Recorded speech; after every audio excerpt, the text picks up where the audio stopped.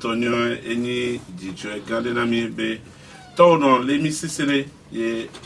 troya mi baba nani la gladi kudo mi ave pelunu nya do aboga mi parabede de ke mi na o e mi na to mi ave to ama nya blonde a u yuvogbe ni soa gamea mo demo sibere ke benina kasia gamea Lemia or Masenome Gapo Vene, te Dronom, and me don't be me be. Mina troho, me I'm a quick one, Biabia calling me a sia. Lay what they were, anti dynamic bar. We try a mere hall, a peno, a megavi, Manavi, Isabel, Kenny, a mare, golf cat, a megan Jean-Pierre Fabre, Gomenator, Kudo, America, a benino. Écrou et succès. Et ni to pour le temps, conseil municipal, les coffres 4. Bien coup d'eau, et déjà pour nous, so, vous coller. Coup d'eau, il y a des gens qui ont les doigts, mais mais bien, c'est bien quoi, il y a les canal plus les postes à dire 575. King Boy, Gazette du Togo, les miens de mes poids. Les Adambe Mondia, il a battu c'est Wonea. Les Modaundo Péastan, Tekola 3 Sili, Onantinami, Nientoa, Miyombe, Ferdinand, Afognon, Libio, Todo, Nuit de Namiro.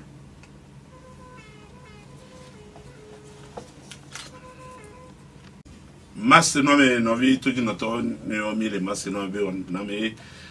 Jebe, Mia de Monam, Mia, Dozone, Mia Bea, mes people, appelons Isabelle. Yo, lego. Mi avait séminaire à toi. Mi avait séminaire à toi follow. On est des noms maintenant, on est des noms maintenant, nous très intéressant à venir voir. Et donc pour vivre et comme les millions comme gagner mais we trouve ga ton coup fois et mi va tona mi on a ga pour des carrés pour ça dîner des donnant nous pata quoi mi va y avoir et rien. Quand Mary Bedoa cham fort. Oh, Mary Bedoa yan to croix mufa kon gari pepe gamori. Et comme il be et donné beni yo vou glombe exaltant. Et comme il be o le wo donné et tous mes vieux o la no po et c'est des cas voir et comme il be et même là ni to ko sila chama ni to. Enyo, mi ate amene atubene toji noto. Jibe ma mo no popo anti donne ma tubene toji noto. Mo se beni so kuragbe vai koe mi e ko siragbe. Aha, vai koe mi ke no tous les filles et mi avait émission à Gomé. Egbe a ngba le wo mo no popo anti donne ma tubene toji noto pata. Ne a mabio e tololo nyu no. Ne mia a pour a journée mais so mia de Togo be nyanti teve toi lekeye Togo ba pakeye aucun beleni commune du Golfe 4 les étoiles jina mi les fond kudo kuhiko mi les pois mia kata mia le lita kantine mia kora beleke mia we ne ba nyoma amega agbeni nu éclos Justin amega fonyo mo le do akpegare e tutuba mia adogbene mia be Nana FM to pata be do to pata emi le do akpe manya gbonre no be de ke o le so de le eju abe do no nti be ade nu me ne ju me vi o lo wa te se nde gome ya mi le do egbe no ye ngba le to mo popo ya di ke to be Nana FM anyonu be radio e mule do egbene miano toji no to pata ko le saya mejibe agba sende gomea eye veve to akengbe mia yejia njibe magba do maputani ne miano ko enyiso o le yi asi le gleyi eye jogbe fun to ehun ve to kudo ye wa ba gbetie me yo ayi gbeji yo ayi asi yo ji dudu va homene e wa be vio adino nya wa ba gbe be tie me ma o le sodo fafa pelo. Enyo novi toji noto nyo mi agbonbe consider que mi donc beva ya golf capto o nani o wabe takwepi gan ko na be session et au jour me po c'est que ngana mi so voir de qui be me juju po o de nya suborogo enya vive toi eni nko yana be budget anemia gblele gengbe me kwele de ka e kwenyi dodo ko na so na kuvi so na no pona bele ko ba afiko ko ba la so va na mi ne relativo sans que le vvd na mi mi la o atu fene do to ajra e comme do ajra school do ko de to e nko me budget no na nko no na budget me e wa voa ogbana nyakaka to nyabe yobe budget ade ke so no kuye so suya no so kuye so so no kudo lebe o me anu vovo to grande na me gado mo nko susu era veme nene a pepe gado mo nko susu ko bakke mi susu be la va na radio kwa enana be o na be budget déficitaire et comme zanzon ou et gakova va jogbenyo to waya obi to ale excédentaire kakava on ko na be budget supplémentaire la gomene les excédentaire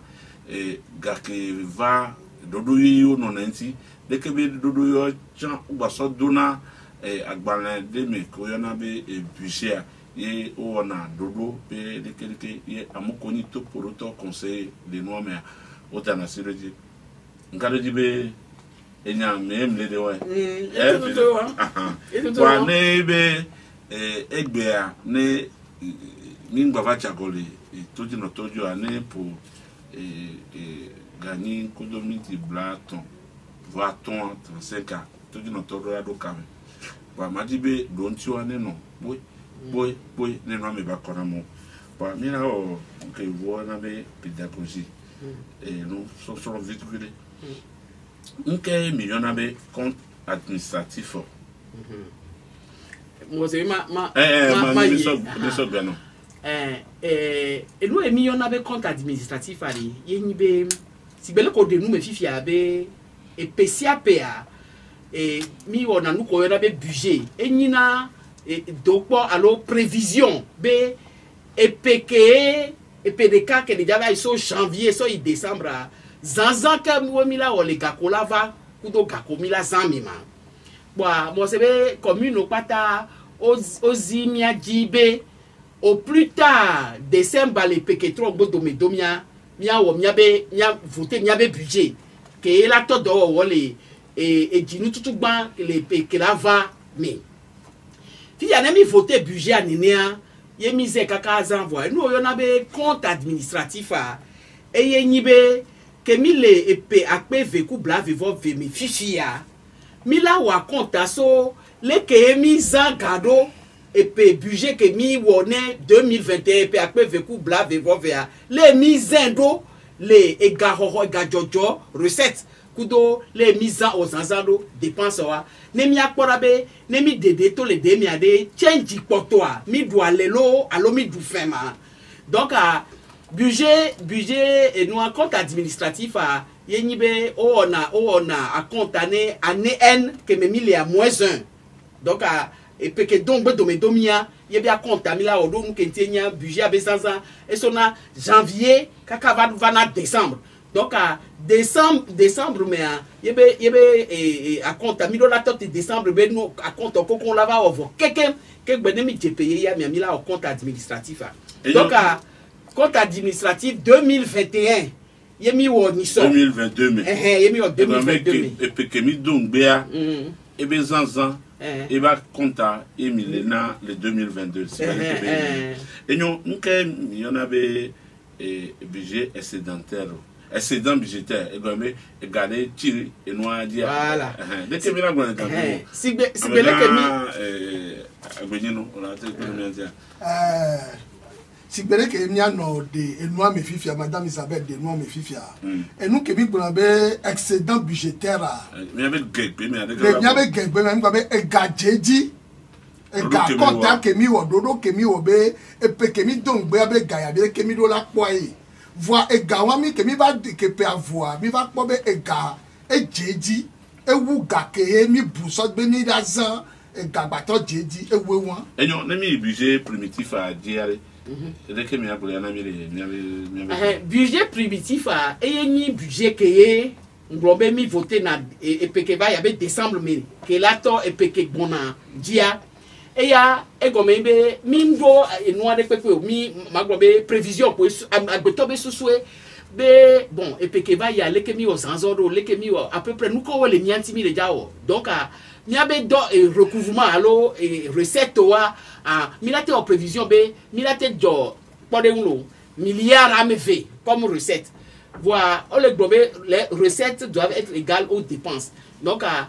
milliard me fait on que mi la ko recette ade ko mi la so mi la globe mi ja onu ale que wacha dépense on do la ni 2 milliards pepe si ben ka ke mi jo équilibre là non recette ko do voilà donc budget primitif si bele ke ben ko le brenya budget tout bas que mi la wa non bon primitif ça veut dire en cours d'exercice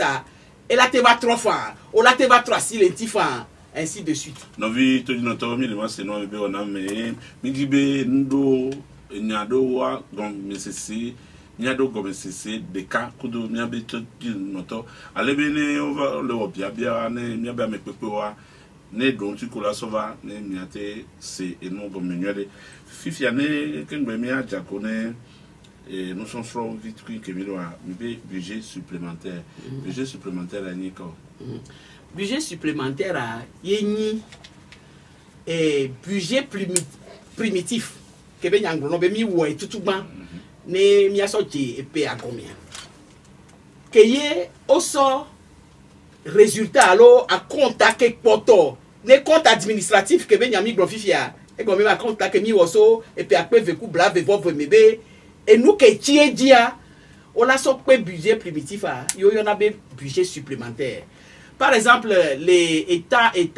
par exemple, budget général de l'État, et exercice, on a un budget supplémentaire, on a un collectif budgétaire, et comme il est 3 si les budgets anti. Donc, nous, et que mis au budget, et on avait que mis au budget primitif, mis pas au compte administratif, 2021, à 2012, à 2012.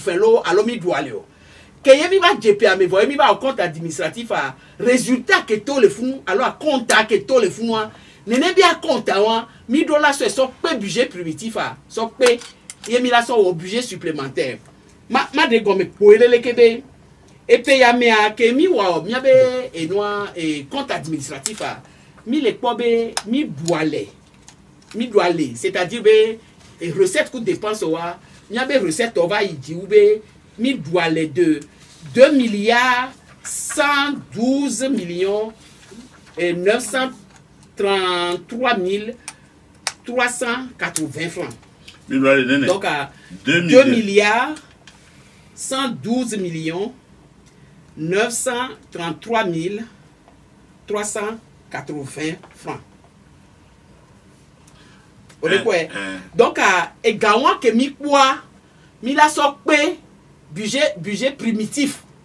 que mi wa eye la ni budget ye que la no plogof 4 fifi donc ma gobe budget primitif que mi wa sans montagne 2 milliards et quelques que mi va quoi et gagne 2 milliards et quelques ni du et noir et résultat ne compte administratif mi la sokpe budget primitif a fifi mi abe à partir de que mi voter budget supplémentaire a fifi mi a gobe gof 4 budget couvrant l'année 2022 et les 4 milliards et quelques. Non, mais c'est notre élément, c'est non, on a mais non, mais bah quoi, ni timati kudo, bobe c'est au le sale, golf 4 à l'eau que le sale, non, mais au droit les, non, mais bah quoi, on a mis blombe, au jaguar les zanzan kudo, et gako et vous taxe vous mais au jaguar ou ebe et des bachani. On a maîtrise des dépenses. On les béné zazon zanga hanya hanya. A lebe e ga kichania ibadibe yaso jara e kofo katado. Allo amega ameninu eko. Allo mi lesa agbobe se ya. Oh. Amin le jaja mi atana. Mi le dajo. Mi abe odo ale. Dajo si be da eja ibi abe gome. Allo mi me ode. Mi le béné mi abe gabe sansan. Mi mu we yaka. Bena gane va kwa mi awere ko enu de ka po jona jira mi anyi be sigbere ke ma mi anogun ba ya mi abe ga mi do ligne budgétaire e gaya o la zene nu ya fa ken gba gala to mi wo na do ja po e ga kele to ade et donc o ja so wa de e iro do agbe tutututu a de kebra do mi mo be obo ja o la se ba ja o ya pa mi a site po a de gato a o mi ko na control do nanti a compte no nanti e na be ga won a e chani si be ko gboro excédent budgétaire a mi anu adende mi di ma so de so pe ni be ko e ga ke mi ale ke mi le du kele ni milliard me ve pretty for wa e ko be e peke don be ba ya e dodo le mi lawo e doko mi le jawo won le mi abe dodo ko le duame so kudo marché public be nyantia e na be afforded de amuso kaka ke be pe ala wenu mi nte wo ne be do o e ga won ti anyin e ga won ko ti anya e ye mi so bu so pe e le ni excédent budgétaire que mi le dira à demain ni ma gba so pe a les mines sur le camé mi lancer marché public de autant que mi o prévision be par exemple à mi be mia ha kotami que mi ya o prévision de budget a dia mi globé pont et quand on pata no ha kotami fi mi lancer a ela coûter na mi si be 100 millions nini pour de nous les si be 100 millions nini et mi la so ha kotami va via que mi be lancer marché a on y avait entreprise subo over na ba ona nu ya kweto entreprise de ba que les edo techniquement bon be elate wo gota me na minwere voir e ga ke proposer be late wo le ke be na mia e ve ni 60 millions o le quoi alors be prévision 100 millions mi wolo donc am poto 40 millions wa e ga wanta 40 millions ya ke poto le budget adia e ta eni excédent que poto do mi wo prévision be 100 millions voir 60 millions pour marché va coûter nami et wanta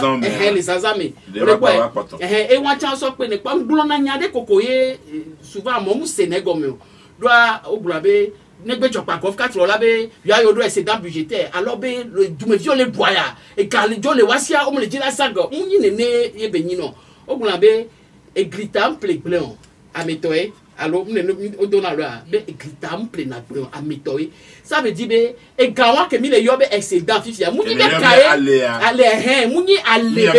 ao ye mi la so do alo mi amao nkole nti e gomenyi be sibele ka peto agbenyi nu glorifia mi lancer marché de 2021 mi marché garo mo titi na marché do prendre na 6 mois ke gwe o la va wenu voir mi tout na fait voker ke ne marché wenu mi o réception que bien be réception définitive tout de toi ke gwe e gapotia ke yo douane ame wole ke marché la mia o la tuini voir ne mi tout e fait on voker gwe et peut avoir mi le obligé là pour trop reconduire et gawando budget yeye année que va mais donc et gawon patabe pour et ye bona wona excédent budgétaire maso wenu ma grochabe elle est interdit alors au dossier be et déficit budgétaire mbola nani les gestions et budgétaire public me et comme be muni et togo dossier lo directive de UMOA et Béni, dont nous qu'entienia ne oni jidudu be à l'océan, au moupomo à Zangaou, les keye et gakelasi o. Et comme il be à l'océan pour la et comme il be les demi va fier mi gomé mi do déficit budgétaire à mi kenyame. Ça veut dire be mi Zangaou et gakeleniasia. Non veut tout dire notre mi le mas non mais be on a me va ken be mi emias non be bien poto dia amiga agbenyi no nkoko yo no ejejo agbenyi no alo Justin amiga Justin de mi de bo mo dia mo la pe aussi wa be de kaje didi le mu no de opo no fifia de mas no me be ona me mi ya mi so dodo de dare be mi tro no nya o ton se ya mseleka be miatro nunya miakpata enyeku amesiame le miabe tame susu miaba gnonom miabe wono doda miano no gboso akome kaka di to abe popula osea bon amega Isabel nkande bo chance ego be bia ko bana maso ya doda amega Isabel ni soare ne kemile miabe délibération ne gobe enya de rogo nya ko di mi do epea conseiller pata do pedia yo na be délibération allo que mi na ni obobo anya ko mi bon be e ya reko ni o de ka me sia me penser que be e ja se le dia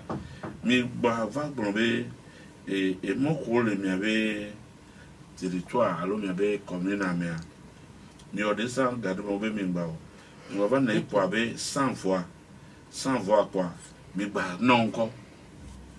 et be ma biobele et nous be non mais on a des et là notre du journée il y avait mis ça que quoi na décentralisation be non bois ne mi da fodo bo be afamunyo et mi a afamunyo be noa mi ba be na ibo quelque quoi mi apata va les moi mais lui a soso vovo politique be ha soso vovo ole mi apata mi na igba do gbedu be ya gba na nko moye yo ade gomena mi cha ape tutu gba kafra c'est adré et tout me vieux mu d'accord na mi bébé avant mairie ni mi a do jijeni ministre de l'administration territoriale mu mi abe dodasie et nanido et sedi et c'est grand tout bas que les plomia ye ni mi abe komedo c'est grand que les ni mi abe constitution et ye blonu que ni collectivité territoriale que mi ami les ni fifi commune et c'est que ba pour les doigts ye ni loi relative à la décentralisation et aux libertés locales kengwe et c'est côté va porter décret ko to ko bonontia donc au somi do dabe mi a wo donné mi abe commune be ngogbe tete ne mi abe population be ngogbe popo ngogbe dede popo kudo agbe nono nue le mi abe commune ami donc même ma do le ko bleu sur be et nous ala tchotine mi abe ministre ma muni commune be do dasi munye won donc et c'est dit ye mi ami le odoro o bleu fi bien be mi wo descend munyon et o affaire o gbona mi be munyon pa mi gba nani mi gba ogwa tout ba mi be ma blombe conseil municipal et les que mairie non ayewa c'est-à-dire be mairie elle est dirigée par maire yebe adjoint ko pedontia mini adjoint amené pedenti o na be exécutif et communal fifia et que potane wakpata eni conseil municipal wa le golf 4 mia agbeto tepe blave voton yemini mo sebe miso e havovo ne mia gblevide a mandre ala minimi et parti politique o kudo et avec oyona be indépendant wa wawe keke bon il y a je dirais à peu près 8 sensibilités différentes les conseils Dunia Gloha vous voyez amener Dunia Gloha amener quel bois indépendant au champ à peu près vous amener donc à unitor champ les miens domaine unitor les même au Dibema yo kaba ANC Dunia Gloha ANC Uni FDR PSR MTD donc elle est du Niagoha à matin UFC à matin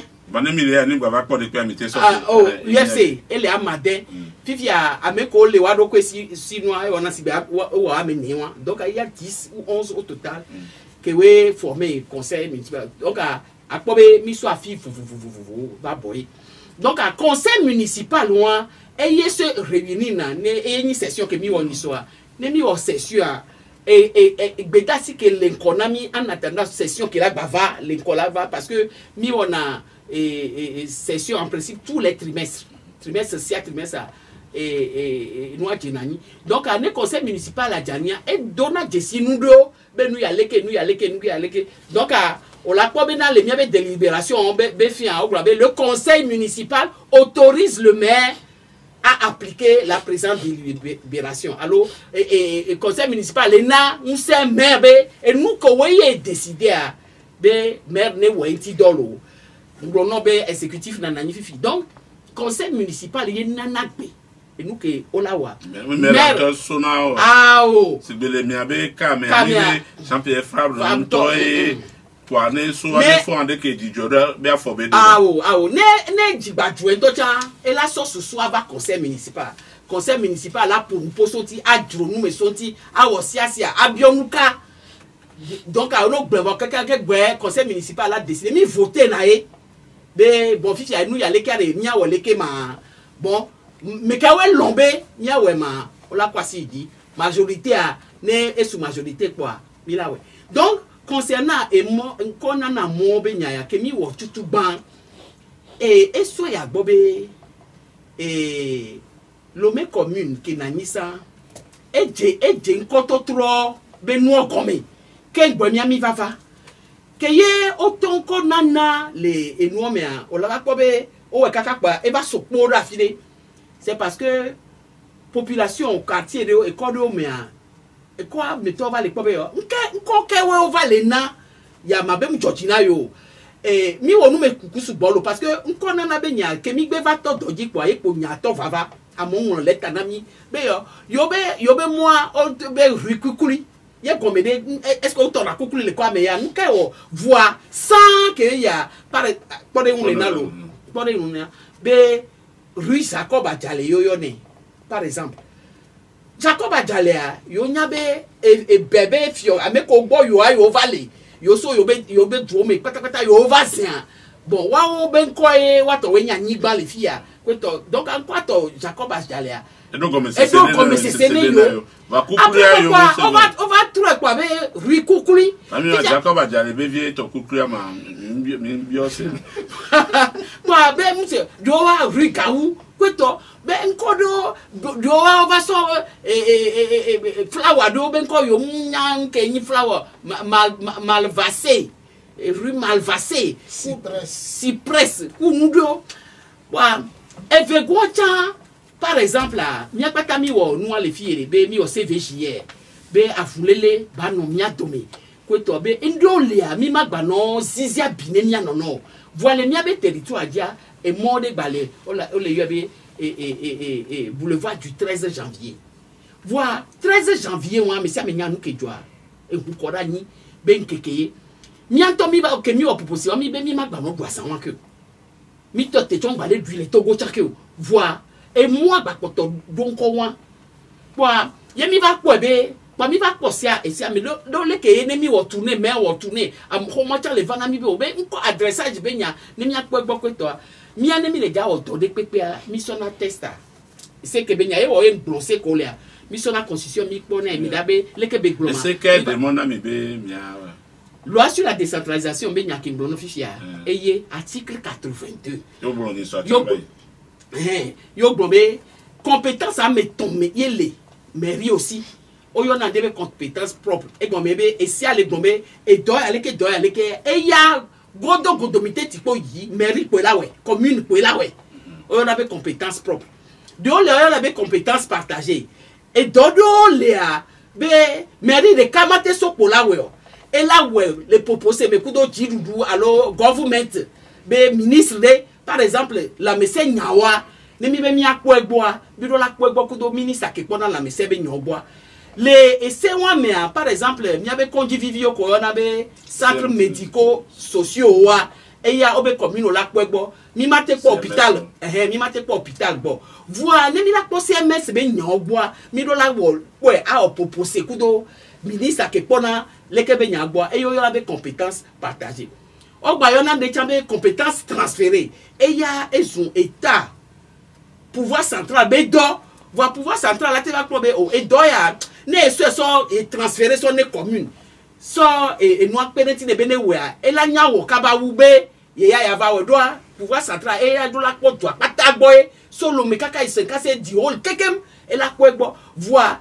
wele be wane be ya ve wo do kuridio la nya do agba wia et là tu as transféré et doit aller que ne voir et si tu as les globés ne pouvoir central transférer donner ne meria et là ça et gake là ça on les que doit ça boroti ne meria donc compétence à me tonker mais mi on a tolérant voir et nous que ni les yoba agressage ana encore et mon akpa encore alors à tout moins toi tu as formé ma bani mon quoi to wa et nous quelqu'un que si a blanc et il y a les compétences propres et comme ni be mairie quoi sia et quoi d'acier donc et c'est moi yemi ko yemi nya tabe et nous ala ni problème parce que et du côté quelqu'un mais on y avait décentralisation mi a créé lo et les bois mais quelqu'un wa ne pouvait adressage ya compétence propre ye ko be émission tout grand toi wa tout grand toi mi wa quoi oh ye mi bo enyaka ya ma mi se gomo kaka va ni be bon mais mi be ministre be prendre note ye annuler mi be nous que mi wa c'est nul de nul ne fait quoi et si abalé et si abadon et nanti le fou be ne commune de wonde ye ministre ko be mu le tepe o alo mu wedo seji wa ministre tomate so pola o so note quoi be annuler ah o et si amu le nunu et si abe e la ikojorope ke kona no administratif au bois hein et chambre administrative de la Cour suprême mais là quand il y a ça ils font mais voilà ne commune ya so quoi et wonu alors que si aller probeleke coup de temps ye et c'est au PAM que kona leke be nyagba et là nyame la kora be leke si agbon leke commune a o e jesemia e be la sokojo la gombe ministre apo nyajo donc à nous que commune a o et les nul allo ministre apo nyamujo et si agbon be commune o droite là o leke be nous donc à nous coller au moins nous les tepio nous débuter au commune mi doji lo nene be non newa Fifia on va ça mami le fou non oh kaka mi le kudogbo voix essiale essiale Fifia d'accord non vi tout dit notre gamme sous numéro comme 91 09 71 96 61 58 58 91 09 71 71 96 61 58 58 Fifia allez on vit tout notre mille golf 4 première bombée américain Jean-Pierre Fabé à méthode conseil pataba méthode libya wa de menami sokuro nyako de doko ni soko avec des sessions budgétaires yo de nyoto hame mia c'est nous comme le wagbo tout notre les caméras tout notre les caméras wa que 91 09 71 71 Fifia kibo on bronami be on so mi kojo me ale do ya no visi le be nyen na me se me le ja kwa be mi a vivi le toi et non so mi kojo mo Fifia o mi anto mi bio kojo me to se be le e nu ko le wa be o bona yo de ke be yo be nya twa alo mi bona minister be comment que be so do de be anu mi ngule do de e go me na de e go me na sele ade on be bio na kojo ade ne esedeji wo he kuhireva yo so na na kojome omu ina kojome be biona sebe amia sebe leke esi alegblomo awo omu ina kojome do neniti o kwa kojome ane kuhireva lorsque litige ne yo so o na recours so ina be kojone sonya na yo ole kwa o ma yi kojo ave no bio doa onto obe nul ne censé ignorer la loi o gbe wo si akwa do la nyesia donc non nya sia o mate be bioko dio to sebe leke sia gloma awo oya owo sia do sia jibe leke sia glolo ko segon me do aye ji owo do na me de ko ebe o mu wo do ji ami aye la so nya so ikojo mi yo la so kojo na mi ni nya le won bien ko be amega ameninu eko justin amega fo c'est ni conseiller voir e gba ni konotone commission ki pona commune Anigba na Mexico ta son ami towo nous pour hamia environnement pona nyawobo Fifia tout notre so ni so yo le bio sebele adowa meo kudo nuyo ko le funame ale adressage a nkona na mokudo etowale ma tout notre le kamenya ko mi pobe le veve de uma allô. Bonjour. Bonsoir, de ta flatte.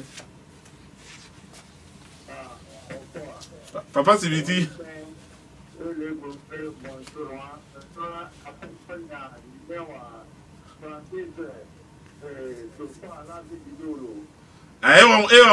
On trouve kaba on trouve bonsoir.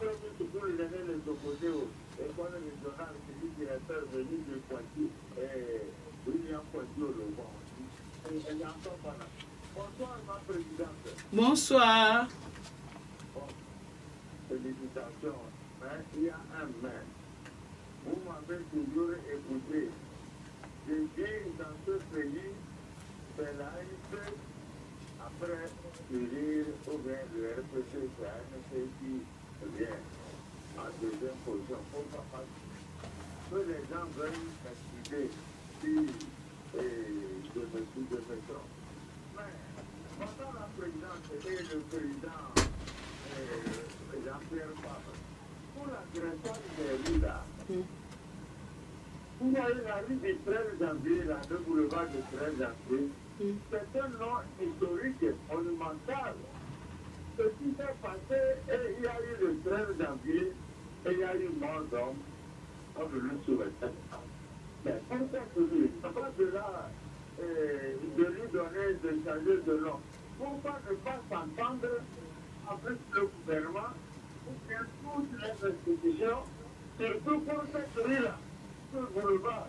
c'est mon point de vue, hein, parce que c'est un truc qui est pourquoi vous n'êtes pas concerté et il faudrait donner celui-ci. Non, le quiproquo là, et les gens vont s'en vouloir. Voilà. Je ne suis pas d'accord. C'est des solutions pour qu'on n'ait plus, parce qu'il y a eu des problèmes pour le 13 janvier. Pour plus qu'on ait encore des problèmes. Merci beaucoup. Nous avons papa Siviti 91 09 71 71. Mille masses bébé on a mené milo comme quoi. Il y a les monnaies, il y avait des fonds de moi vide quoi. Il y a c'est il y avait couvert. Et non et mille blanc semble et Adowa me benya ole fa be e mo na nkona na mo benya. Yo so le benya grigan nka. Muyibe Alors le programme na mi ke bo va chamia. Abega fonyo bi aglobe na de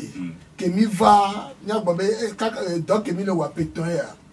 Mun ko ke mi va le petit tout vent mais mi tro ni ko ne mo zeleka. E doda si do le ke mi pobe e ria be mi a one dumeviu. Mi egbelolo gota brara e dogbogbodò le ke mi wo ga me covid be nya ba de ke mi la one ai du me bio wa no dede no no blibo mi wo to won so kurenti vom nya be e dowo wo so ide juku agbo ye juku le bio be de enu ya le kere mi matin 3 sile entina yo wa e ye be doye ni to ke mi one adressage des voix le adressage des voix be nya ke mi le gbo mi ade mu ni kontono na po eni adressage des voix. Les adressages des voix, mais on l'a pas et moi les filles, mais et puis mais là ce sont au mot. Et les adressages des voix, mais et ya on l'a de tout le monde, mais ben ben ni moi que au tui. Et adressage des voix, mais là pas et moi ya puis qu'on oh kakaba c'est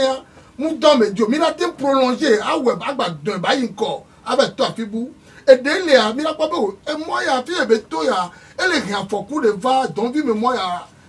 et qu'il y a faut couvert. Toujours entendu nous comme quoi. On a bien d'affaires de dire. Allô? Allô? Ah, et Kagba sonné à mer. Et non, il n'y a dit. Il a dit tout le monde. Et dos sous bol les mains. Oh, des cas comme ça.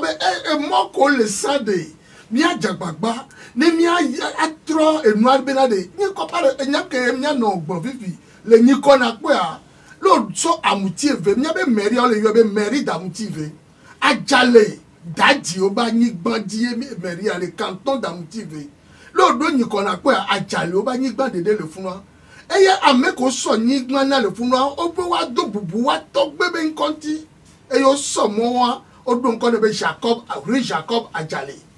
Et moi, on va trouver rue Bassa, comme c'est ce qu'elle ici. Ne moko do ko na be rue Jacob Adjalo va trouver rue Bassa et mo wa mi ami trop benade mi ado bubu ameko ba di gbanji mi le a ne mi ato so ya me inu gbe won be ni ko so daro ji wa nya be de e ko ke mi so daro funu Jacob Adjalo ko mi to so va daro ji to so va le kebe no san le kebe le san e ko mi to so va amedo wo do ni ju ya bayi si gbebe atinyo ke ni premier géographe du Togo. Connaissez-vous la géographie du Togo? Mi sukulo fiami kakakabadoa amewa ibe nkobu keke. Mula file kwekwe de via baba o. Muka of e mo yobe atinwa me kabe nyeo. E khotunya. E mo re kwekwe ko mi soa e khotunya be nko mi so dadewadi. Ni so même là que le 2 juillet le 2 juillet va ni soa. Et ni docteur Kaolo be 50 ans be coucou. Docteur Kaolo l'autre tient bien pour la pour il terrain le fond. Va ni ko e mo ka me wa e so be agbe so sa bo wo donner ni abe du ko ya ni so be nko daro mododi ku do so be bena le de vio nya be vi ko le siare wa nya be ambedo so ba gbedade o to ne jukwa emi ni be ma o gbo be e fun anyi priorité na mi e po awo ne mi wo do le peton abaya ne be nya do akonta mi wo to sugbon mi dira e mododo mi tu gaze lo do ko me a priorité ke ni le na mutie vegbe a mu ni priorité na ni ko na poto o ni ko na poto wa lo bi wa gbo fi be do kai mi popo la te wona mi bo e si le de yo o le tu gota ke la te ko ne be sia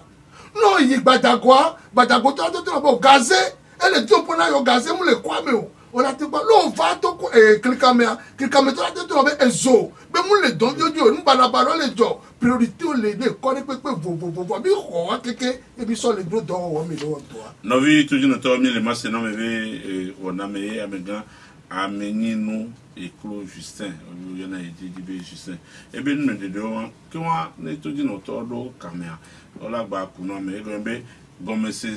dele enu ko mi le wa asi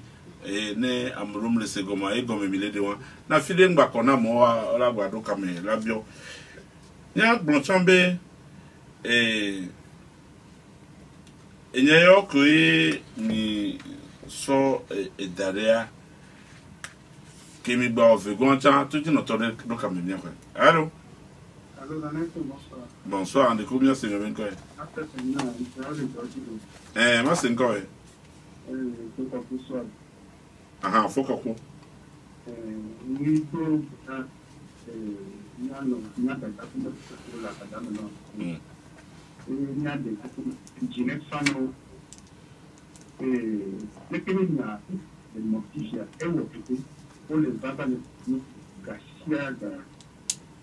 Nunca que mata, el todo uno va golpe. Ni shasta, ni normal, porque ni está tan importante que no está por pasó más duro en California. Más que nunca, mucho, ya le dije, no es igual. De que cuando una vez cuando voy a ver, ahora de momento, a mí que tú tienes otro, y que tú no, ya que no quieras, y tiene también, bien que yo te a mí, todo lo que está en situación, yo está como de cómo, y no me tengo, yo ando la otra parte, un samadón a no pasar, un dulce don, una curación de trabajo, son de la misma de la otra, no, cuando no puede, es diferente, para gozo, casi todo, a ver de Non, mi d'accord 91 09 61 61 nemi do e kame pa nya no popo ale banya sosonami enyo kele glombe ke mi wode mi be bruna yo ve gbenya na yo la fiki yo la gbe na yo e gombe tribunal administratif alumio ifia ke mi baba we ade de ko bruna mi ya ko to jino to kele kamera Allô? E kagba sonne amea. Enyo. Kemi we ade de ko brona mi o pa se pena mi. Ia un blono fichi bien ali. O se nous que apeta ko pour fichi. E que le fevere na mia ini be to ke mia mi le wa. A me ko mi le wo to ana. Que we le ni gof 4 be population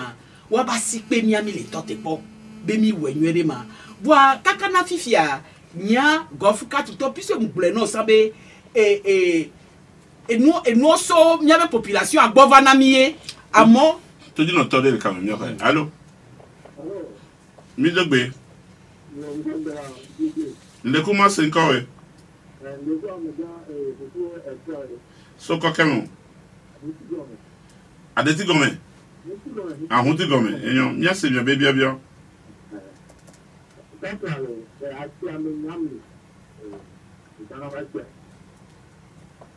donc il se permet de les deux mais là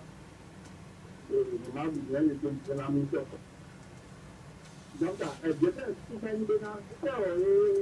le grand va qui a mené pour la population de la forêt.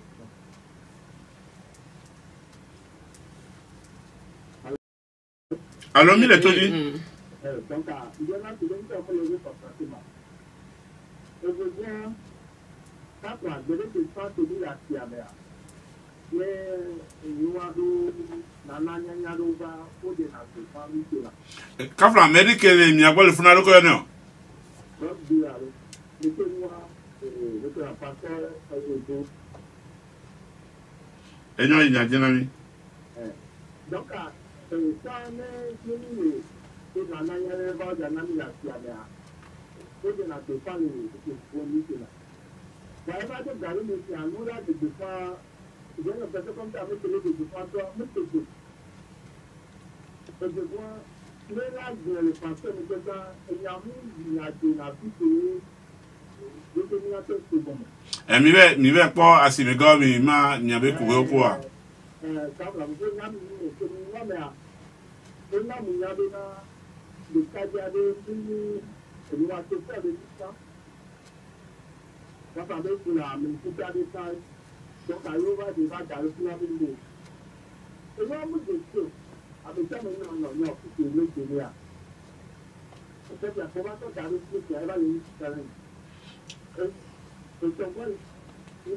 avec les techniques à be driver à venir driver la tête trop technicien fait driver la tête non driver do voilà gba plan dobula wala du tourner ah enyo ni dakpe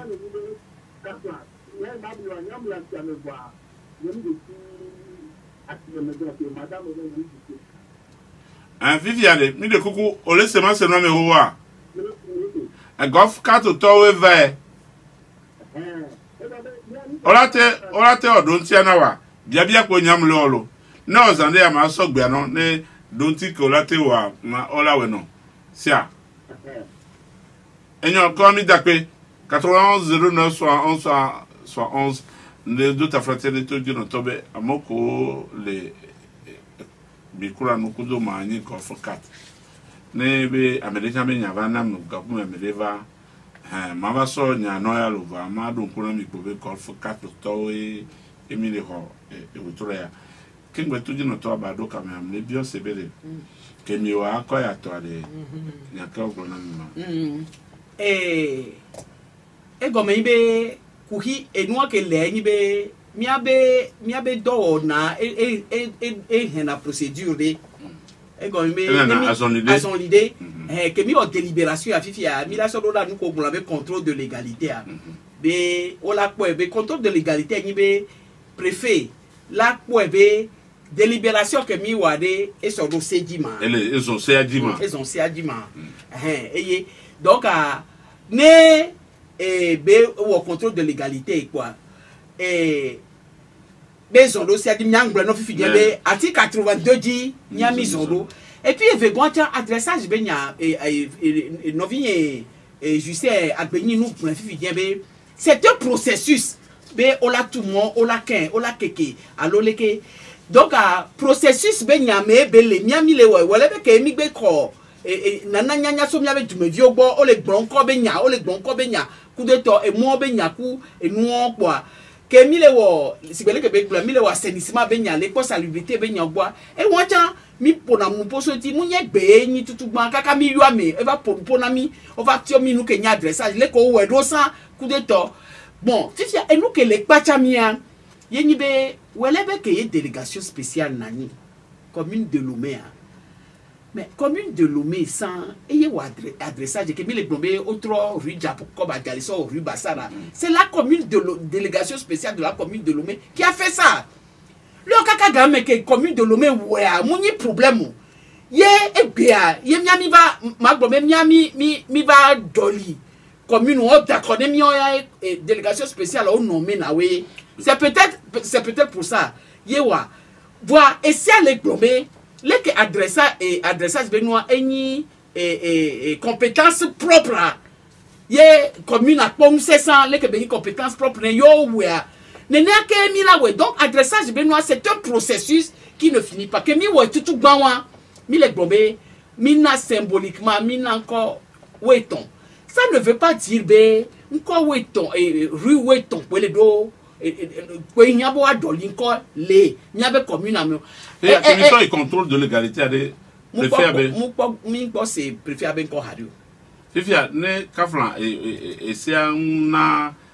timing allo asande bene mission nous préfet 30 jours fia que mission encore 30 jours oh ni so ko mi o ni so ko e que mi o s'en va yare oh e que mi o s'en va yare yemule e ya enya lentie yemule blombe na ministre angolon et noabe est annulé par note que mou l'était plus au doigt. Il y a préfet que nous l'a exercé contrôle de légalité. Préfet à ton on l'est benadi. Ministre ngolon note be mou l'était plus au entia et aime les gars au contrôle de légalité. Voir et si à les blomber no y kojomi. Donc ami bi baton ngolon lettre né préfet lettre le préfet au préfet. Kafla miabe si ami afire pepe mou lebe ola table do ministre ben note dit la blombe nous a oré ne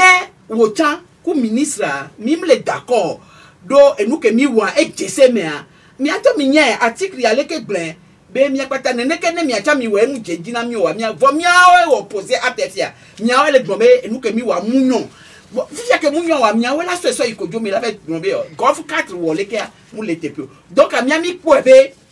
de vieux blombe y a pas match et c'est que nami on sait ben mia ole ke be doa et c'est aller nous prenons le processus y donc à deuxième étape de processus que miami wo au niveau du conseil municipal d'arrêt ben mi la botro dolinko ne nyabe enu wa yemi batro yi deuxième étape yemi wo yemi troso dolinko ne sans rue et rue o ba poto gbangba muni ne mi me mia dolinko de muni 1000 2000 be nyayo doa les golf 4 fifi bien que le ni lo metugan Nkoro Leofia, on avait rue numéro KLMP et nous allons parce que quartier au Dona avait sigle quoi. On a par exemple et nous quoi mais ben Klikamea, on a nous Klikamebe rue KL Klikame et KL et nous a numéro 72. On donne des bon ameke mu nyahomo alo mu onu ale ke va le po nu abe tout ba la be KL nene be nyani so ke gbe mu nyalo mu va conseil municipal ke bi le préparer adressage be nu ya ke gbe nyanya be e quartier de sia de do be sigle to chan yem nya bobo comme et nous en 27 quartier ko abobo comme et Klikame ko ton ke ka odo sigle Kafla c'est abobo comme ton munyabe yobe quartier abe sig de ni abeka.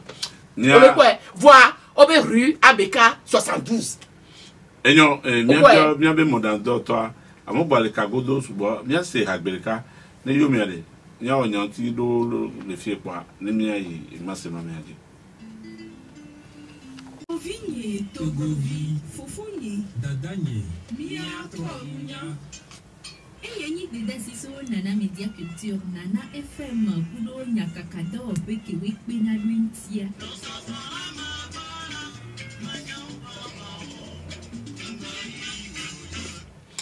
Marcelo me novito qui non to mi trovane Marcelo me be oname ken gbe mi wa de mo be mi ado e camera mia jobe papa sibiti ke ro camera e blombe et là que nous avons l'état atlantique à mes potes ne encore 13 janvier ne meilleur de cas tout le monde félicité il y a mis ces félicitations faut avoir et là nous avons tout cas qu'on a niveau il y avait un bâti tout cas banane donc c'est que mes papiers à nous enyo mido akpe sigbere que papa sibiti gbole ade article 82 que le bobe compétence propre mim ja biot gba mele pe alumia be ko gbe do asira mele si ke ngbere mi awon ne be do nko ye kakeme mi va mi to moji popolo mi le pro moji mi le logbe o mi le dégager dépotoir wa nka jo nbo be mi va proposer ke ngbe mi le on ne be do wo fa mi won ne be do kaka permet to ya o ngbo ya le pe po e won ja ni compétence propre na mi ye e ye na be e mo wa mi trois e code e model. Donc, à ce moment-là, on propose à compétence partagée. Mais il y a compétence partagée. Mais il y a des ministres, il dit que il y a des camions. Oui, au bon abbé, mais quand on avait votre souvenirs, comment que je vous avez à sa main. Ah, oh, mille béodé. au problème que nos vies Justin Boulari on partageait Benoît voir on dit mais maintenant donc oui mais et nous donnons les compétences partagées donc que loi ministre allait plomber et loi sur la décentralisation nous Québec on donne tout loi sur la décentralisation hein mais et c'est de la décret d'application de la Burundi qu'un boy là auto yé compétences propres mais mauvais noir mais tant que décret on pas ou décret on a mis pour moi là adressage les miens donc si nous y a mis les non mais et c'est que les blancs décret que les blancs on court compétences propres il y a des lois et nané et c'est qu'on votait l'assemblée à nané et c'est que ont voté l'assemblée que 10 000 euros droit et l'article 82 et qu'on met adressage à compétences propres si a compétence nous on a compétence partagée que nous blonons be ola mila wekudo propose kudo ministre ko pona et nous be nyagboare funu yo le blonde be compétence partagée wa décret la blonde keye ola wedodo no be nya me femila matore awale décret la bon e wola ole ke kudeto voir kafra ziadre mim to te ko décret wa ke be mile wodo qu'on ait une compétence partagée par exemple, maintenant exemple il y avait sukulu de oléa on y avait les compétences partagées mais on sort sukulu comme des sukulu à Bozopo kudo comme des sukulu l'école primaire on sort do compétences partagées kudo et ministère de l'éducation nationale nami nya mairie kudo et moi bon lycée oa mais bouponné kudo to mais miabe sukulu do ke miami va mi wo tuto sukulu on keke école primaire pour maternelle kokoko le miabe territoire dia ka fla no yide wa et singi mule e hoto de vieux bamusu de vieux no na bamu singi mule hoto de ko singi ban le hoto keke aha no be gban e fi o be gbegare me ke gbe bon sukulu pado me a gazemule o ne de vieux le noa ka fla et ngodo te wa lo nu officiel on l'obligé on la plus ya home lo alo lava no biogbele et nous entend bon coronavirus va asi kokko be nya va mi play et nous dispositif de lavage de main robaton ma ro sukulu won keke ka fa ke mi le wo nu keke wa compétence partagée be ni voir mi to te compte créer mi ouais mi trop l'examen no difficile à to mai ko to mi trop les to 1970 yo créé on to pas de lo do fu fi agbo mi to pas de sukulu keke et kokowe o gba mi trop l'examen mi trop 1580 bancs au total be mi amane distanciation ko brune corona be devions ba plus do wa no mi wo et nous ko avait dispositif de lavage de main mi ba robato no so d'aller devient me tomba pas et les blés donc à mitro au lavabo 2 carreaux que bon et peut-être 12 les filles et 24 be de vioa ni wate pla et alors kudo hygiène be nyoze de ka do corona ne gba vocha e hia be vioa mi atro jeje no nyende sofio et nous keke wa et nous beni eni compétence partagée voir que miami le tote kaka mi va be o miabe vio mia me ko le commune wa miabe vio le school wo ti ja no tote nene kololo et do mi so do bia ko 10 000 ouais donc et compétence propre que benina bi benia o noa de papa si biti benya yeti le don aro e ve kwata e le kwachambe papa si biti le biobe et nko de kapo beto alors et 13 janvier benya wa yam le blessa be de 13 janvier ade et noa de et asade beni o duna le jo amedifie ça on voir et nous que benya munye do CVGR o do proto anto va do CVGR benade ça encore comme do sonne yo ehia mbona wa no ehia be nya opopose ne enu ko we nana ye libilibi kudo tukara no na nya domiade nya wa do desinu CVGR wo do pe kaka eku e benade 13 janvier wa yo wu e du proto keye o dakona adode tutuba le Togo que le ni Sylvanus Olympia 13 janvier wa le ko du ne basando ta grandiose férié ko to wa on va quoi dans la casse CVGR va do asiro labe mi atote asanwa dudu doa et zizina binamo yo to été ti a koto tezan dudu ade CVGR la quoi la bati boulevard asibe boulevard du 13 janvier be nya no bu amewuwu ehunkorani be azan donc mia et surprendre mi be Togo be commune de Lomé va les tronco gaou kukuli ko ton kunuwa mu buta me be de CVJR ke be va egbe nule asanwa be duduntia yo lora tutun ko wata adorio o mu dorio donc mia mi be bon ameke be assassinat yo le du be baza mia tro wo nwa ne be o du be assassinat baza kaka et plus de 50 ans tu sais des votre mi tronco ne be boulevard Sylvanus Olympio. Et moi, ce n'est que justice. Et puis, quand on a maso wenwa, yenibe du plotoko que on au plotogoa, au donko, au doa benko le boulevard au patadi. Ma cité oui non. Les fonadasi, les fonadasi. Nya ko toji no to kele kame. Allô. Nous deux bien c'est bien quoi. Monsieur Victor, bien c'est bien bien. Oh non.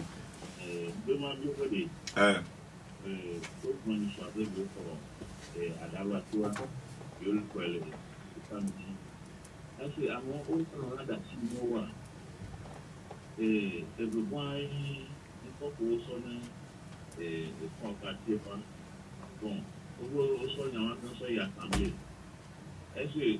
on va sembler d'attirer les livres? Est-ce qu'il y a des colons et on l'a dit c'est mon cinéma. Déjà qu'on dit au Maroc. D'accord. 91 09 71 71 millénaires c'est na mebe wana me. OK le yo bolo benko. Donc ambe du ploto ko kekem on a initié au donc le boulevard alors avenue odi au l'accord boulevard Nyasingbe Yadema, au l'accord boulevard Kleber Dadjo, au l'accord et boulevard Allo et avenue Nicolas Gruniski et tout ça. Sylvanus Olympio, Kenny et Togo be du ploto tout ban kota kona. Keyevli, yemi patami roi bolode, yemi Togo ebe. Kodoku si non ye mi chamite pomo le li mi abe président coup de toa et ya agoke bedio non seulement e ben ko le hôpital dilo mi ako e toji no toya oh hôpital nya venu voir boko allô bonsoir papa Garo de que mi fona miro madame bonjour je suis allé que complet de tout ce mois de c'est que pour toi les médiateurs wélo il y a asiata to jam le radio non to do be ko fun mi ma te mo mi ave cotisation o mi a ta que to le que la indoma merci oh et 91 09 71 71 il est massé non bébé on a mais to di no to te poto la no do e kame yem le mono be on a pas de nom be encore les boulevards du coup de temps voir et boulevard et hôpital là sans chercher de topographie sur le Sylvanus Olympio. Tu dis notre de les caméras. Allô. Allô. Bonsoir monsieur Payon. Bonsoir. Bonsoir monsieur. Oh bon ami, comment c'est encore? Faut mais Sofika. So Nicolas quoi. Ah bien c'est bien. Vous venez Mabio madame Amekali Sebele. Oui, c'est là mais nous c'est pas ministre sauf pour nous avec toi on dit avec et nous on te donne un moment si on de l'école on bloque la moment et comme nous projet là de voir on donne et puis avec qui il y a nous on va là on bloque la moment et on te genre la capacité ça dire c'est bien oui ma Roma Kemi se combo bloqué. On y avait mis à trop, nous y avait gamé mille. Et n'a me de seigneur, tome be nya o ami ngadura so na odo. No seigneur de king avec blele gbajadia boko. King avec blele gbajadia e fi obo nto kunu me. Do kakare di be nya wa ko le gbon edo enu pe ngba ni WhatsApp ku do réseaux sociaux be nyon. Enya ke o nto se yo o la gbon na mi o. E go ibele. Mi se na bele. C'est au plus court vite. Alors, parce que il doit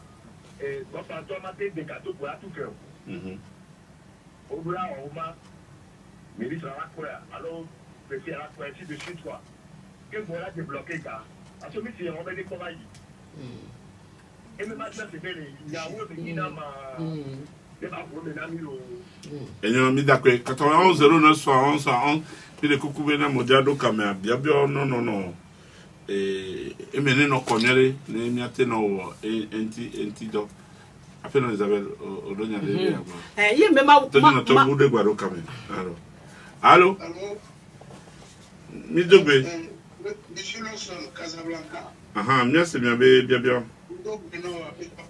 ouais mais ça me faut beno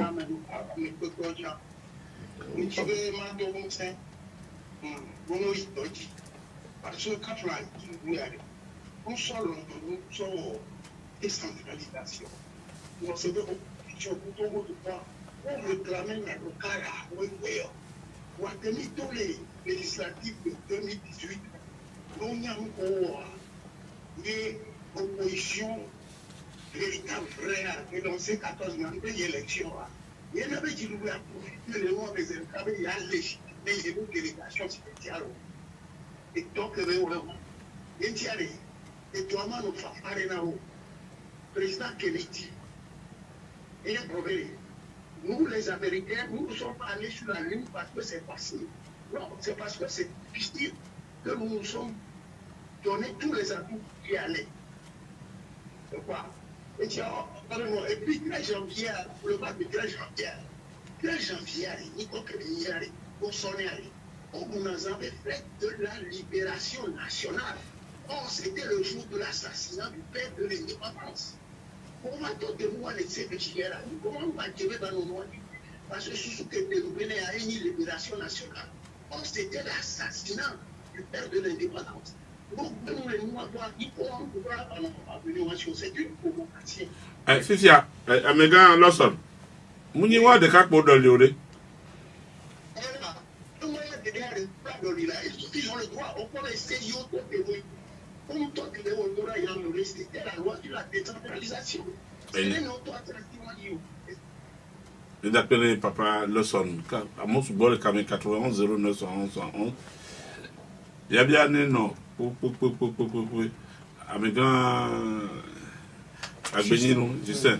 Olé, comment dire dans l'homme, Gongo. Le coucou ou à peine Nianou. On les prend si va du solide, puis on se condi. Il y avait Kogan. Quand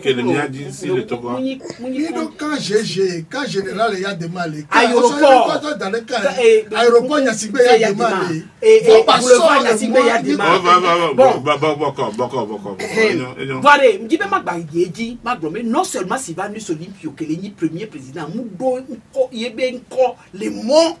grand boulevard quoi venu les plein Dio voilà. C'est que non,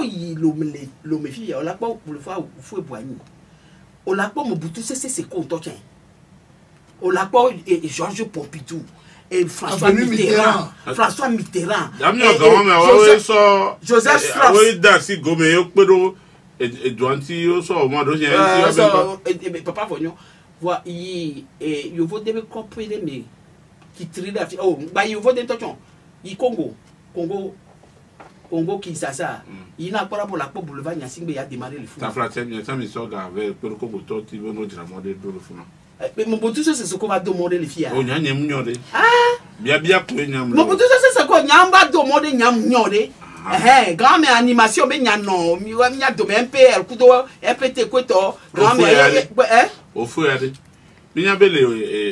Européen, Africain, Ouest-Africaine, c'est le sage de l'Afrique ou d'autres. Il y a un sorgho donne des mains. Oh, voilà, il y a un petit ne mi wonde ade o ame achane wo retour na mi leketo yo ne le vugo de bemema ne na mi ne jani video ne mi ami ko be mi la so fu boani be nko so na mi be boulevard le fia mi acha mi akpo la Abidjan wa so nyati be ya demande modèle le fun enyo ce n'est que justice Gabiol les soubo et papa Garo le brombere que indique futu ya miakodo noa donno peki pona nuto mebe nyoboa indique futuro que a ayato do programme ya dominere we era te quoi do wa de que mi dola auto asira simi kukuya era te quoi avec conflit man nyoma de que mi ko be o ko be na de mi o ya ke mi va mi hosebe mo ze papa lo son do nyanti vire mi mususu be ela no facile na mi o et donc be mi anto mi so dronwe so mi ado ko na be mi awo de tumevioa mi ami po edo da be ela no facile na mi o do mi am kafla mi amekowe les mairies du Golfe 4 à nous vivre opposition ba pas dire il faut le reconnaître donc et papa là son profil be mo de mi avait dit doudou a dit la décentralisation ye woé mi no délégation spéciale mais kaka plus de 33 ans ken bohwe mo nyi be mi mlani quoi on va sur décentralisation na mi ode o trosia décentralisation besia autre silenti wala be ke mi les campagnes électorales pour les solidifier be 26 juin mi d'accord le 30 au 3 silenti que mi ba les niso et pe que to mi va ya 2021 o ba 3 silenti que bo e ya mi wa adressage mairie de ka wa adressage mi o nu avo quoi ko seblibo que les plots d'oubli bois bah ça y assemblée ben 3 silenti ou non peut-être ben mi la glorifier quoi donc que nous les domia dio donc nya et c'est ya et là so et bien vous l'avez parlé n'est pas construit en un jour ne même vefia les blombe ni ya ko oubli derrière do ya moko na nya wa be susu ni no adi wa chon ko avec me ko que mi vefia mi les o si toto ni be de ko o trop décentralisation bova yo ba chan no to me be no o ko be ope e se ya manna be mi la oto e no go me se ko la nanyo e ya manna be no yo bo atro silenti be ne to aka dodo kela no ni o do be ko do no me ba ka fute ni mi oto ale kafla onyare nya wona bia na mo onyare bio nyinga bio nyamda do nyanti no onyare ne esereli le oto de ye mi jibe yo atrociare ame o isi akwa kafla mi la bio wa bavi o le se ni kele bla gomia mi la bio wa bavi mu ble no sambe nu ke wo e ge me no ani délégation spéciale ça o kwebe e montre une cototre ne mo la ni compétence propre ye ne nebe compétence propre et le sia menene ye jimiami wo to do tron ko kwa badagri yo so esia so ifun evegua yele nibe ogbonale enyare mais c'est un principe fondamental du droit be la loi est impersonnelle et comme yibe omu jije nase doit menti allo do enuantio et nous ke no on y a 3 ans ni so ke le voter sia le 30 juin 2022 ça fait 3 ans jour pour jour yemida nto mebe akwa nous sommes pas comme mi da mle to no be campagne électorale be gamo autre en 3 ans autre zeton et c'est moi en 3 ans autre zeton et nous trobe 2021 autre nous ka oye zeton boya on la tebe miami ou adressage conformément à la loi que on doit ça veut dire quoi monsieur Fognon ça veut dire que le ministre nous a donné raison. Raison. Il n'y a pas de... Ça veut dire parce que il n'y a pas de compétences propres. Il doit la tenir. Il y a des compétences propres. Il y a des adressages à compétences propres. Mais ça est dans la fibre fifi. Donc, Marc Blebe, on personnalise et c'est un courant. Golfe 4 ce qui n'est pas. On a 117 communes au Togo. Mais Golfe 4 de 4 communes que le Togo. Il y a les 4 adressages. Il y a adressage. Et c'est beaucoup. Oh là. Et c'est pas pourquoi nous contrôlons Golfe 4 Maintenant, il y a dit là. Maintenant, il y a dit là. Gamia, et si tu es Mina Jagba, tout dit notre homme blocamo, bien que Amégan Victor, ça bloquant les bien FCA.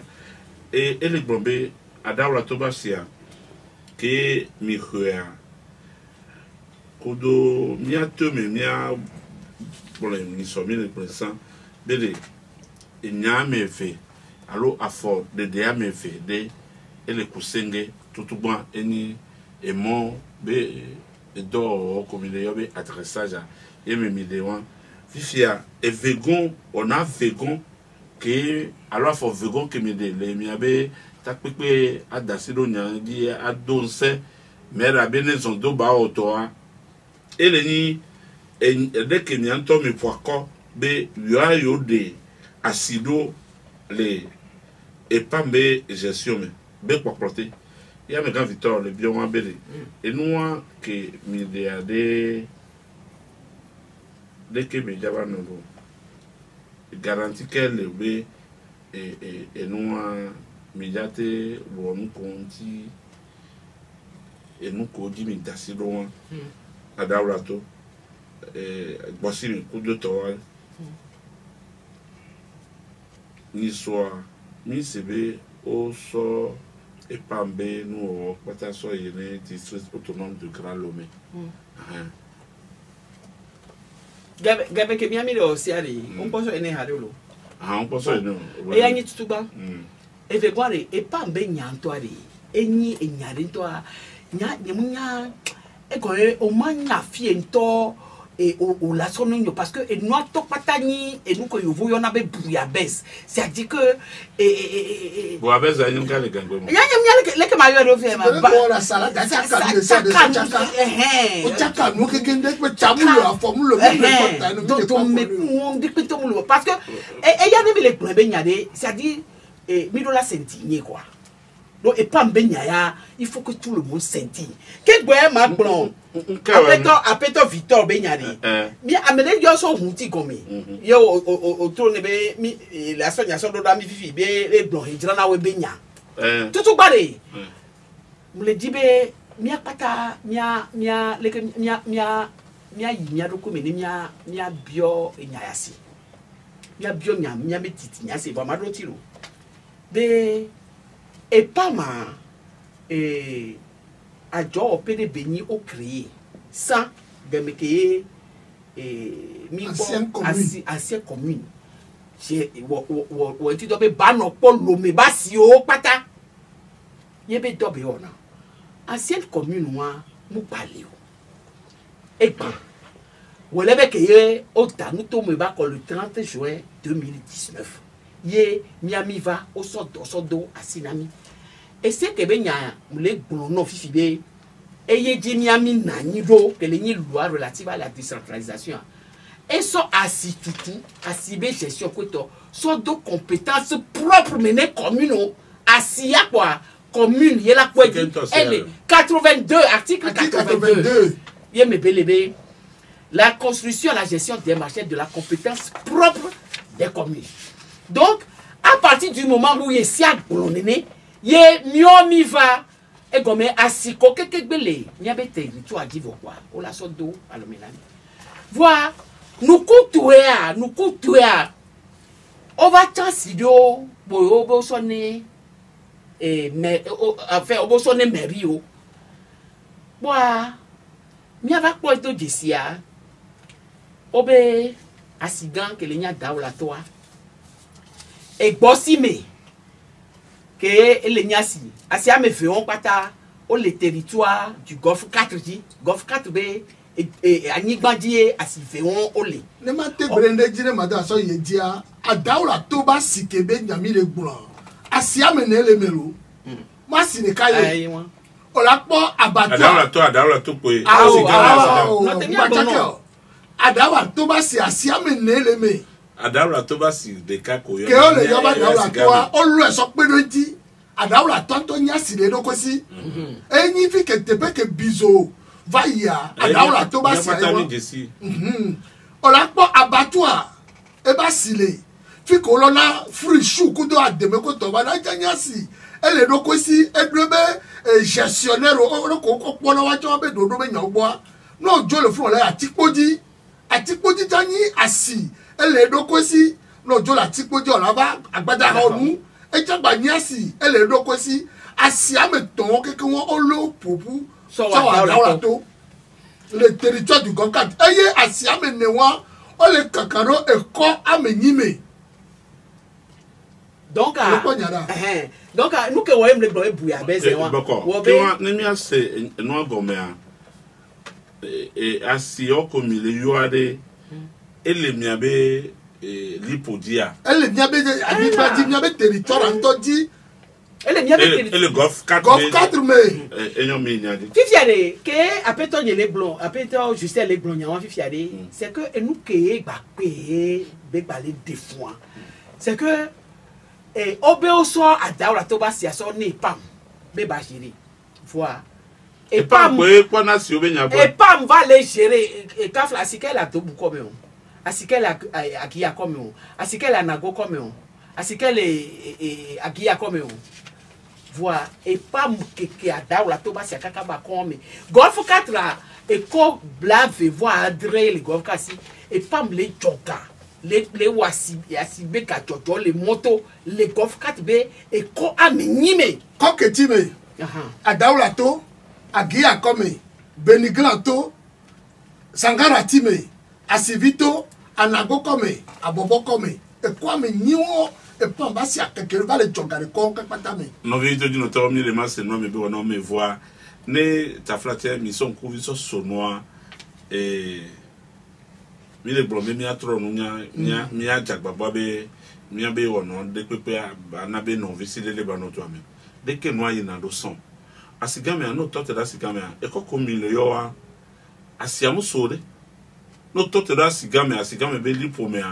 et koketi me kaka va institut be funoa et so boulevard de toi no la asigame le gois kokudo no keke howe kengoye ba o mas no me be no me ba ko fifiade et pas ne po be no na sa ho mais quel pour la bon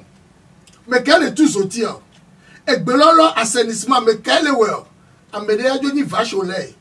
ah et ve gonja de nko na be marché un marché hein c'est nous tout et les enclos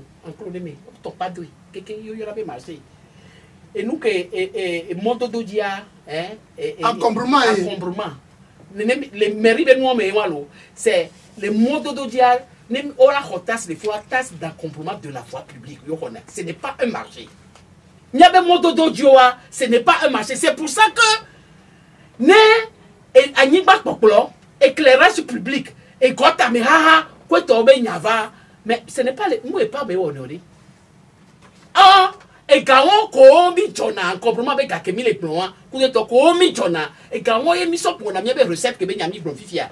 Yemi le blomé mi wenti donc kaka change potonamia e kaonwa e yemi bona emi so wona to fifi jenya e change wa ke potonamia mi le prévoit be mi le gawo extension du réseau d'éclairage public le miabe comme notamment qui a comme écotonwa insécurité coup de ton bokbore na mojo la simevano na fu pour 300 et quelques millions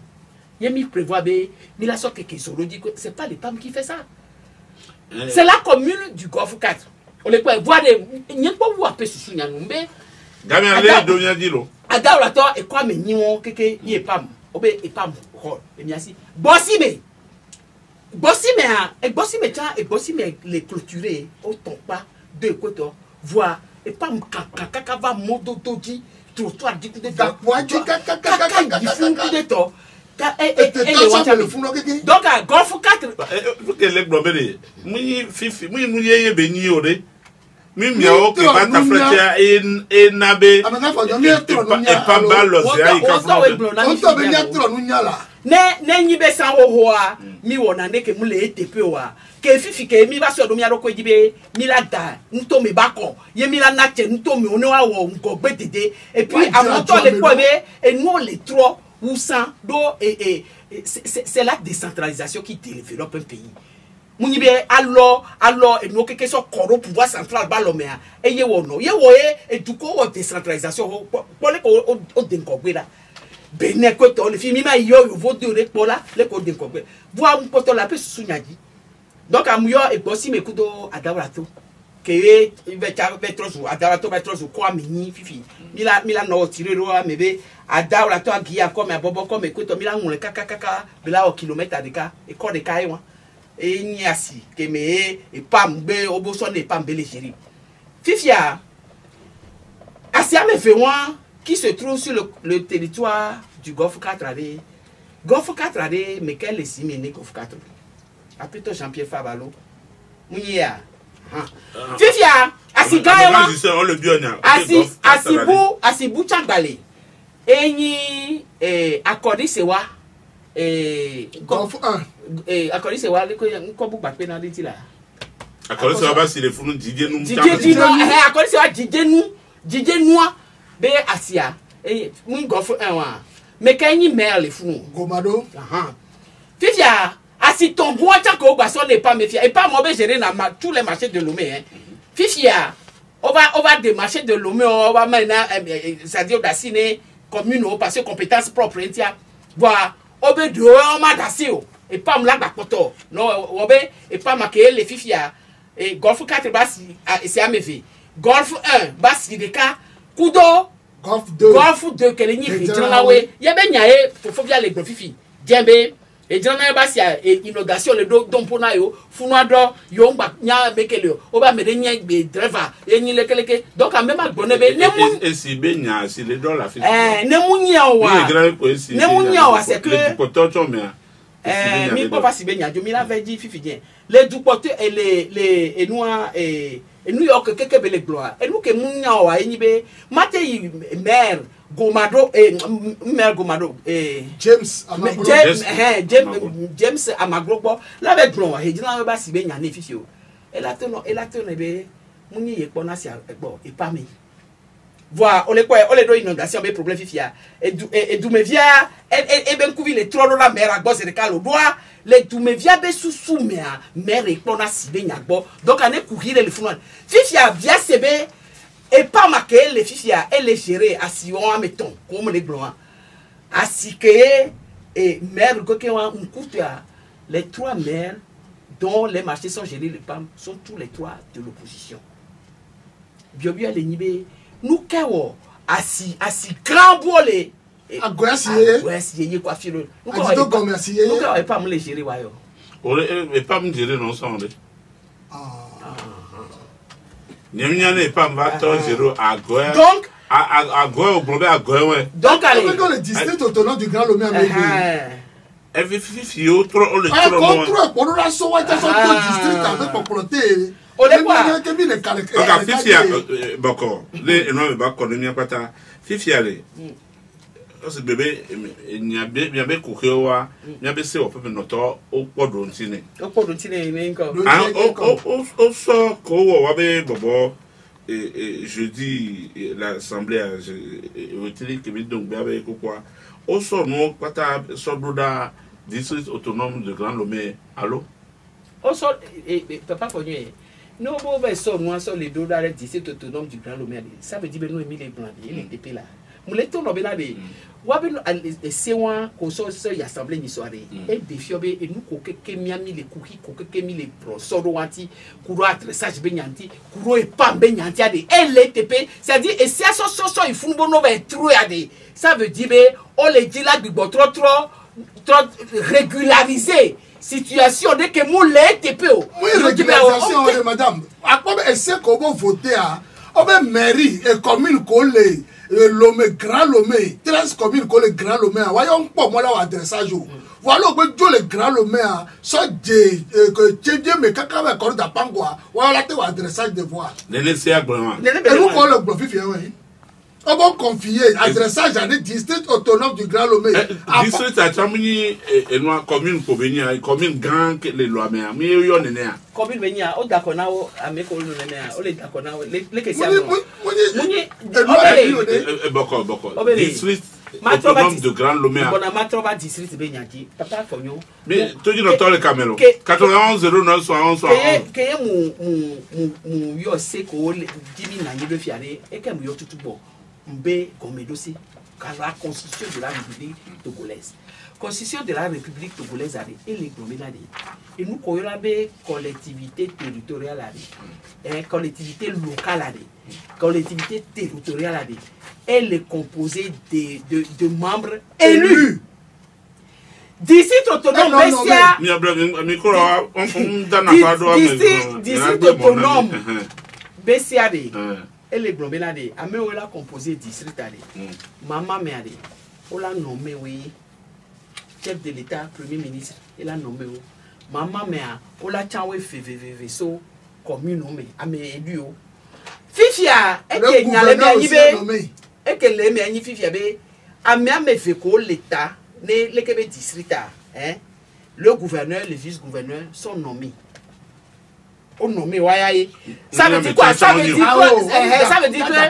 ce n'est pas des élus qui vont diriger le district autonome. Donc, district autonome de Grand Lomé Benyako, le Globé, c'est-à-dire ce test-là est anticonstitutionnel. Bon, et non. Et qui te remet avec constitution déjà. Donc, et nous, Kodo, si te remet avec constitution, comment tu vas transférer, nous, à régulariser, nous, les gens? D'accord. Tu dis, nous, attendez le caméra. Allô? Question de gagner quoi?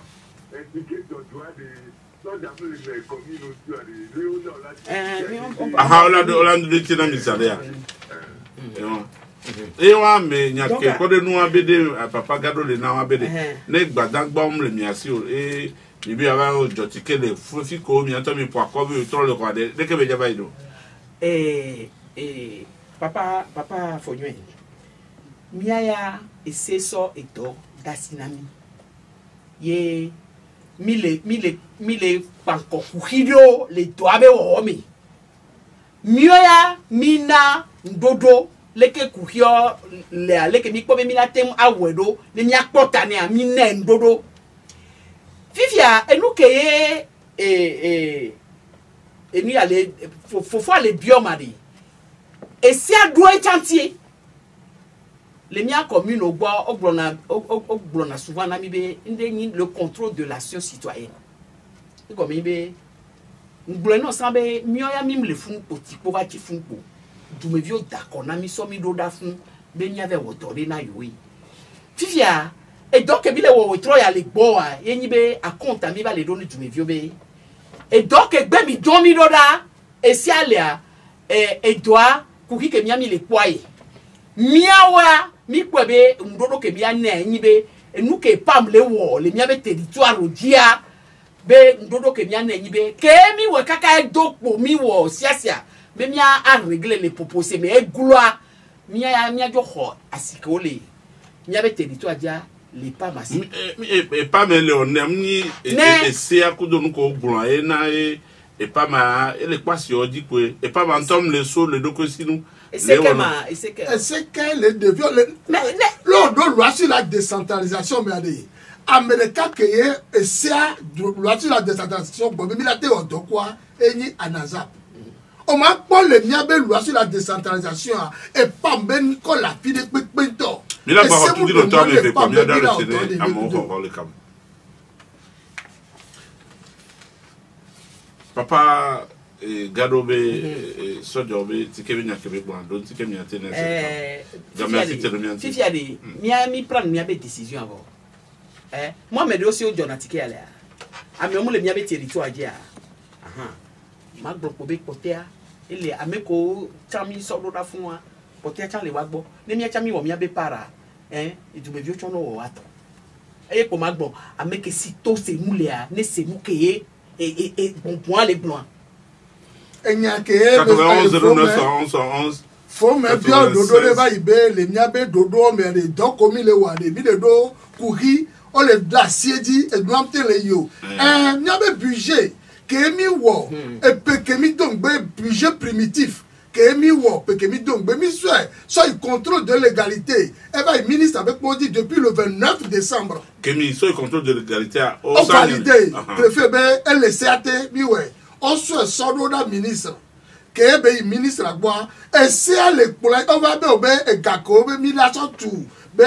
160 millions sur bureau du maire et nyawa mi de me la fille benade entre immeuble couteau bureau vous votez tout le mai l'obe immeuble là et quand be et roi do et roi le me vo